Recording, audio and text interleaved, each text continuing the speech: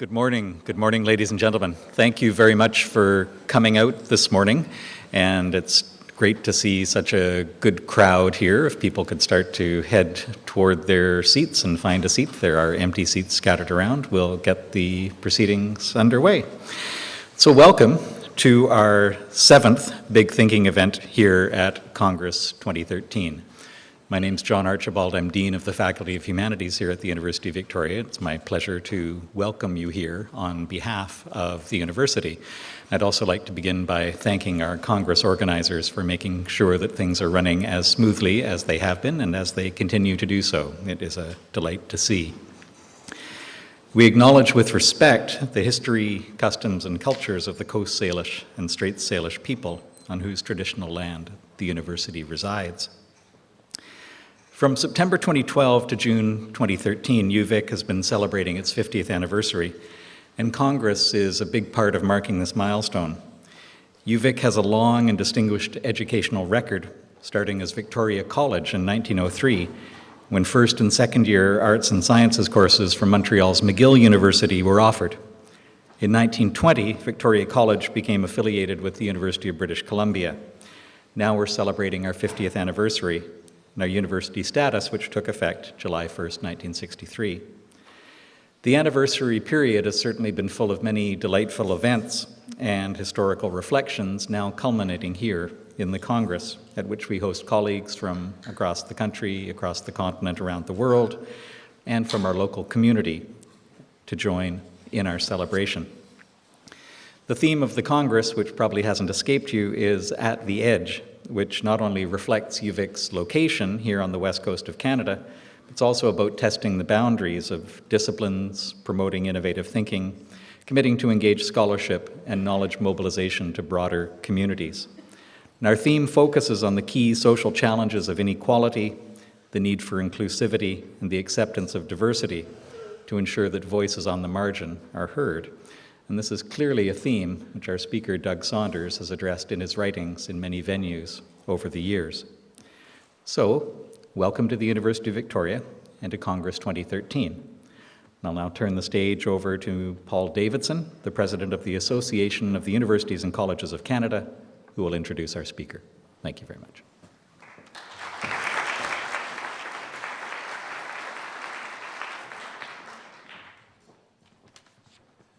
Well, bonjour tout le monde. Ça me fait grand plaisir d'être parmi vous aujourd'hui. I want to congratulate the Federation and Jean-Marc Mangin and his team for organizing yet another outstanding Congress. AUCC, the Association of Universities and Colleges of Canada, represents 97 universities and degree-granting colleges across the country. And our primary goal is to promote higher education and research in Canada and abroad. AUCC is very pleased to sponsor the Big Thinking lecture series, and especially to make the series open to the public. I've got a great pleasure today. There have been many, I think this is the 7th lecture, but I asked especially to introduce Doug Saunders, because every Saturday morning, you open the Globe and Mail with your cup of coffee, and you have to read Doug Saunders. You have to read Doug Saunders because of his range, his depth, and the clarity of his writing. Over his career, he has written on media and culture. He has written from Los Angeles on U.S. politics and society. From London, he has covered international affairs in Europe, Middle East, Russia, and India. And you know, he goes beyond the soundbite, he goes beyond the assumed common sense position and digs into the underlying issues. And in terms of clarity, his writing has been recognized through winning 4 national newspapers awards. Quite frankly, Doug Saunders is a must-read. So not only do we have an outstanding writer, we also have a fascinating subject, the myth of the Muslim tide. Drawing on evidence, Doug examines the real lives and circumstances of Muslim immigrants around the world and debunks the idea that Muslim immigrants have a political agenda driven by faith. I'd like to suggest in introducing Doug and his subject that in examining the myth of the Muslim tide, he also holds a mirror to ourselves. Ladies and gentlemen, Doug Saunders.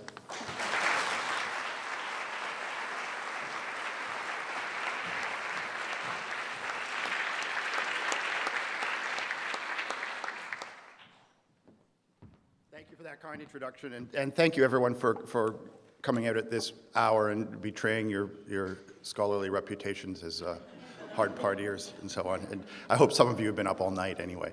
I am not a learned myself. I prefer to make my living chronicling the things that people do in the world of ideas, and I think trying to follow developments in thought and scholarship as one would baseball or politics or something like that. It's something to be chronicled. And what I'm chronicling here is an idea that has come to be central to our thought that recurs over and over again.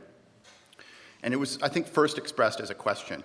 What do you say to a man who tells you he prefers to obey God than to obey man, and who is consequently sure of entering the gates of heaven by slitting your throat?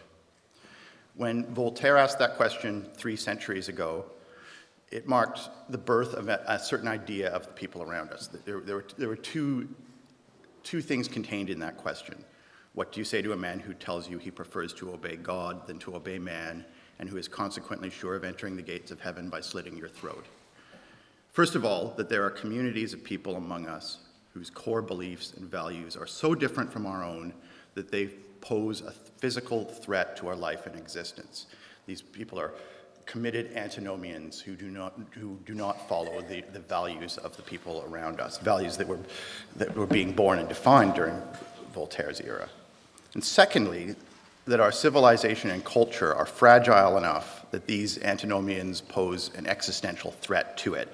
That should these religious outsiders, and they were just then being defined as outsiders, become a majority, we would lose everything we value. Voltaire, of course, was speaking not about Muslims at that time, but about Roman Catholics. And it marked the beginning of an idea that really came to a fruition a century after Voltaire's death, that there are people with strong and alien beliefs from outside who are going to come into our civilization and swamp it. This idea comes and goes with waves of people who enter. It really got going around 1880 when we started to have waves of religious minorities entering Western Europe and North America in large numbers and so on. But it was last this prevalent, I would say, in the years after the Second World War. If you come to a talk about the problems of immigration in 1950 in North America, in English Canada or the United States, it probably would have referenced the huge bestseller of that year, American Freedom and Catholic Power by Paul Blanchard, which the copy I've got was the 211,000th copy. It was the New York Times bestseller throughout much of 1949 and 1950 and so on.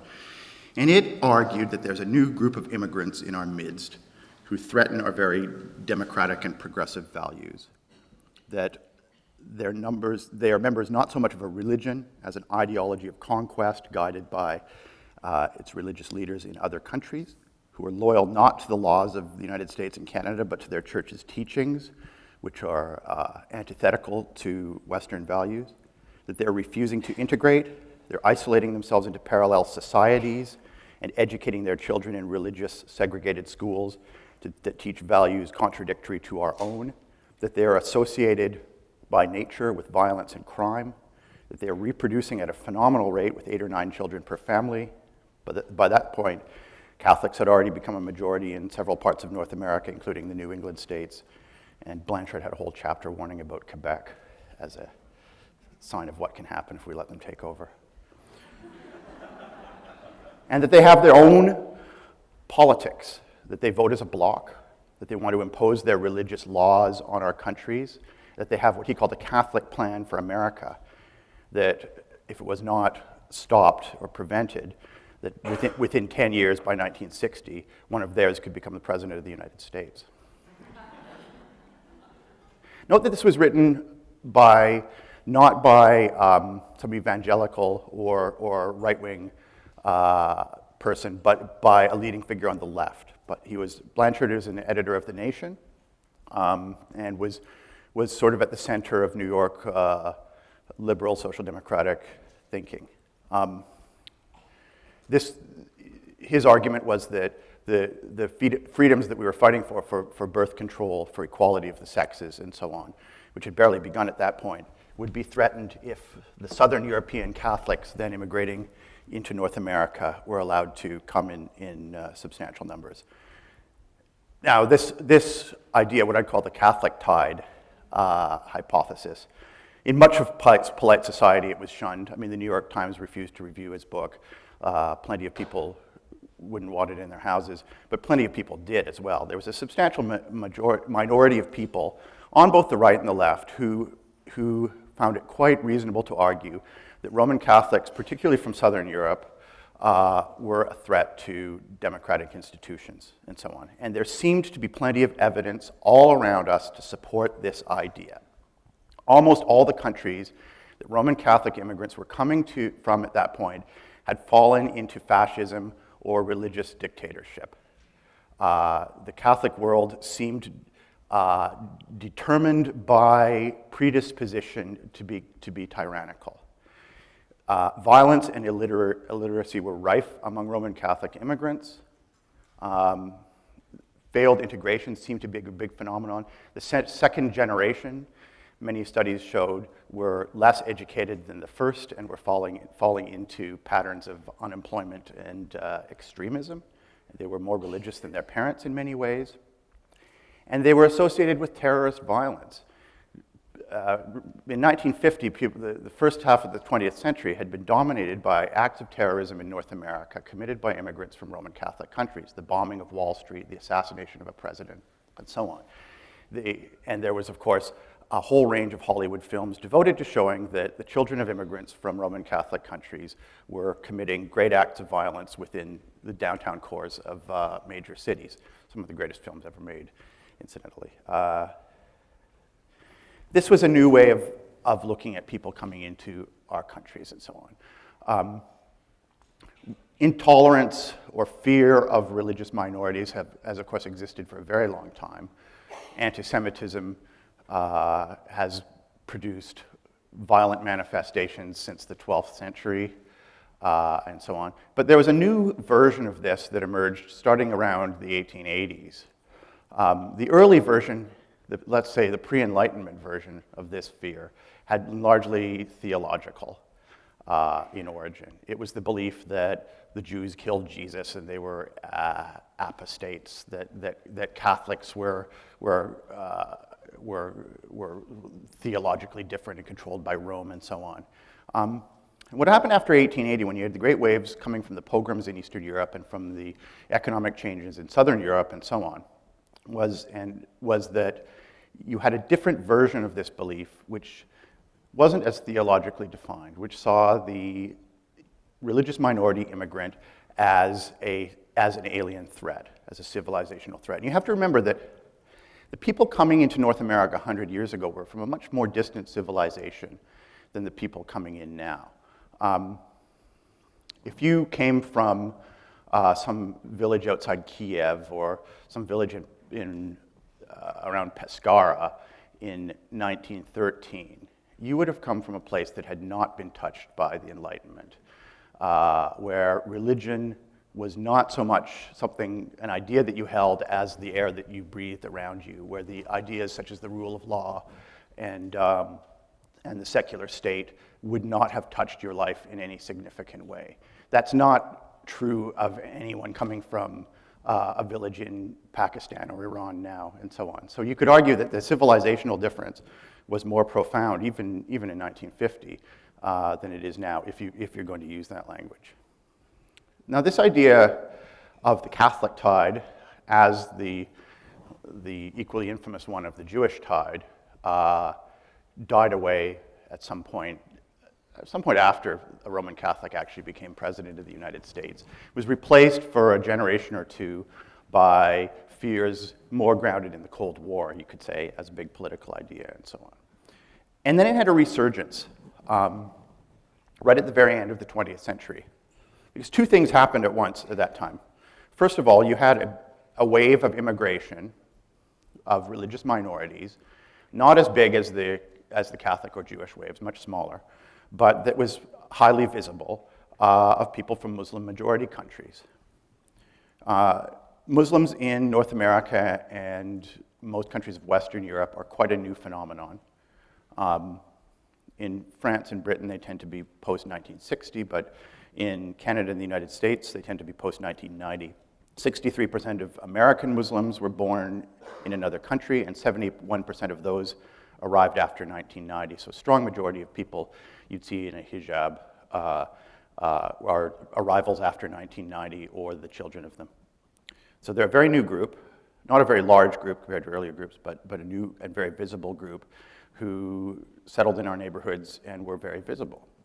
And also beginning right around 1990, we had another thing, a coincidence of occurrences, which was a set of headlines around the world about jihadi terrorism, which escalated and coincided with the arrival of these people. And a lot of Westerners, including me, started asking questions about their new neighbors with the strange clothing, with apparently very backward gender relations, sometimes with large numbers of children, and so on. What was their relationship of these neighbors to the terrorist events in the headlines? Or in my case, in London, to the terrorist events in my neighborhood. Were these neighbors cheering for these acts? Did they and their children have values that were fundamentally at odds with ours? If they became a majority, would they threaten our basic freedoms and so on? And after September 11th, a whole raft of new books and blog sites and op-eds and videos and so on appeared to answer those questions with a resounding yes. And I call this yes the Muslim tide hypothesis. And it argues in a whole string of successful books repeat the same themes, that Muslims in the West cannot or will not or are unwilling to integrate into our society, that many Muslims do not share the core values of our society, and in some cases are opposed to them, that they are forming parallel societies within our midst, in our cities, that Islam is a political project, as Mark Stein says, more of an ideology of conquest than a religious faith, that they're using this project to impose religious laws, stealth Sharia, as Newt Gingrich likes to say, that they are reproducing at an exponential pace and are poised to swamp our society and become influential majorities in some Western countries within a few years or decades. And this set of beliefs became quite acceptable to a lot of people for a number of years. I would argue because there was nothing else out there. You had a lot of books making this argument, this set of arguments, and you had a lot in response by either believers or supporters of believers saying ours is a religion of peace.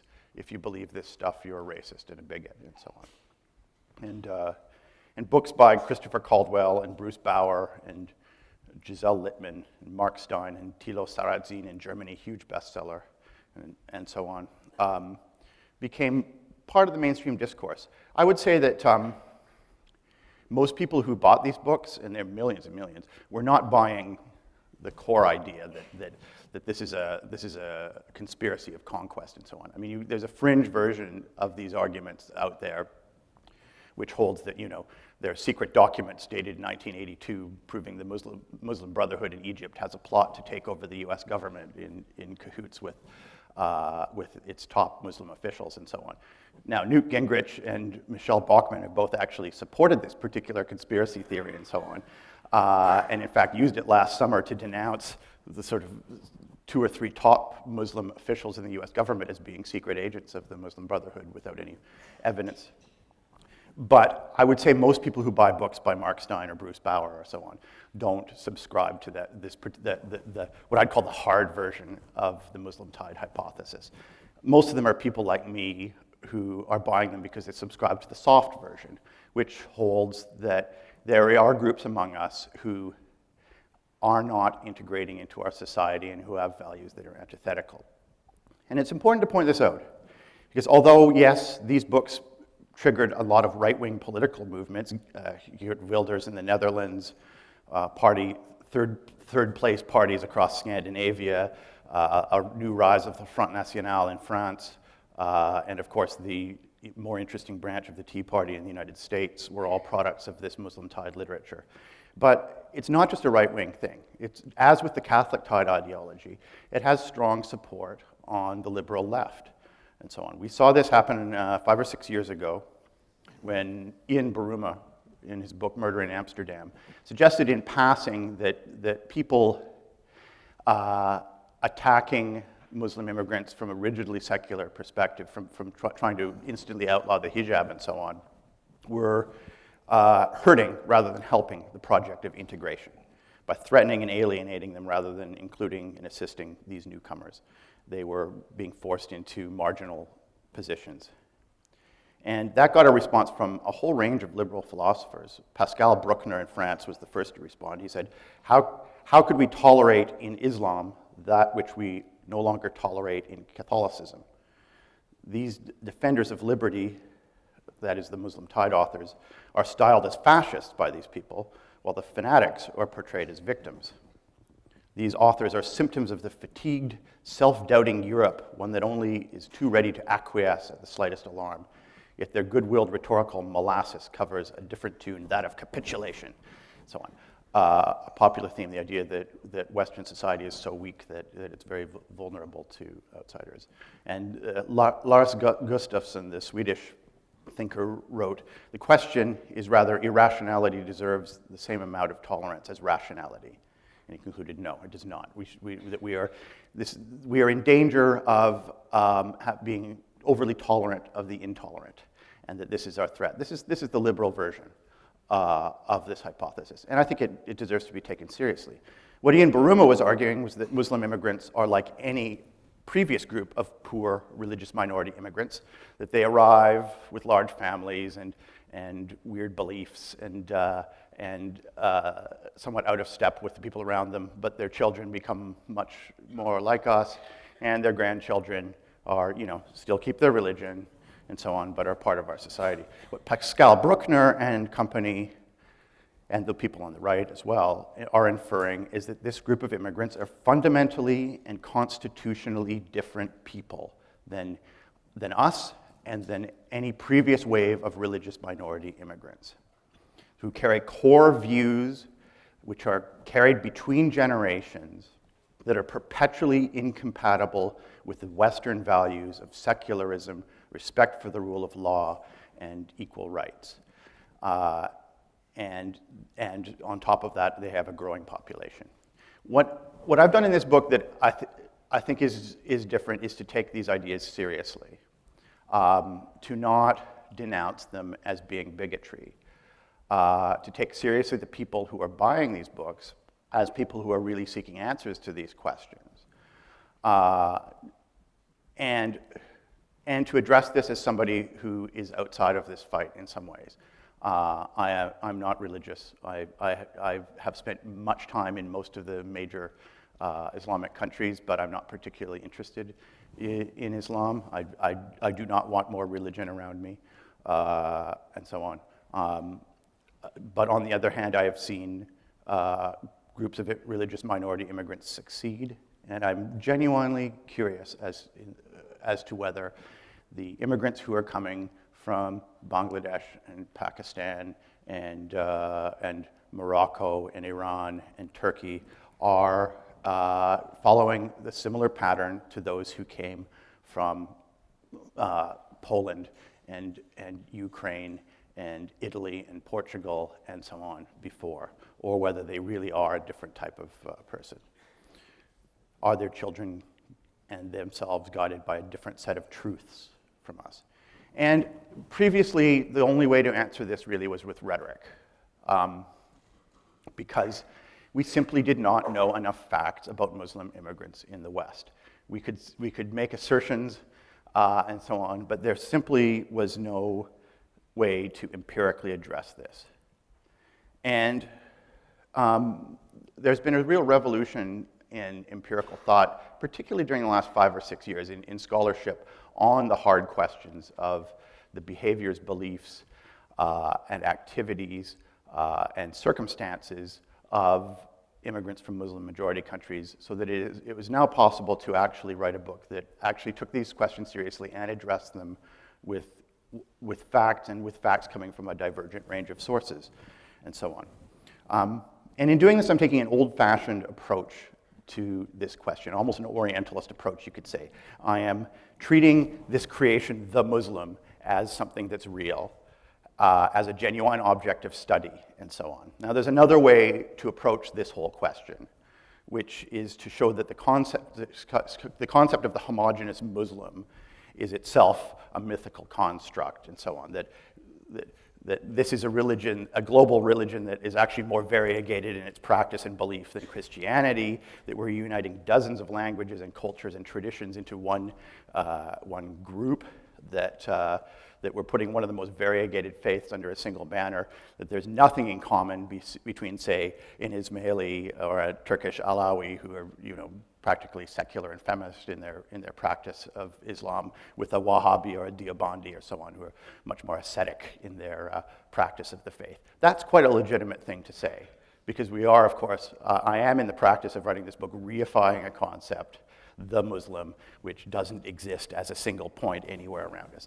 But it's nevertheless, I think, necessary and important to do this, because first of all, that's the term that's being used, and that's the definition that's being used in the Muslim Tide literature. So if we have a literature saying that this thing, the Muslim, is different in the West, and so on, we need to reconstruct that thing and test it against the known facts around us. And second of all, because the Muslim has become a badge of identification, used not just by Muslim Tide authors who are talking about the Muslim in the West, but by many Muslims in the West, of course. It has become a popular badge of identity, partly because of the last few decades have been a period of humiliation of ethnic and national identities. For a long time, it was not a badge of pride to say I'm Egyptian, or even I'm Arab, or so on. And it became a badge of pride for many people in the West to say I'm Muslim, as something to hold on to.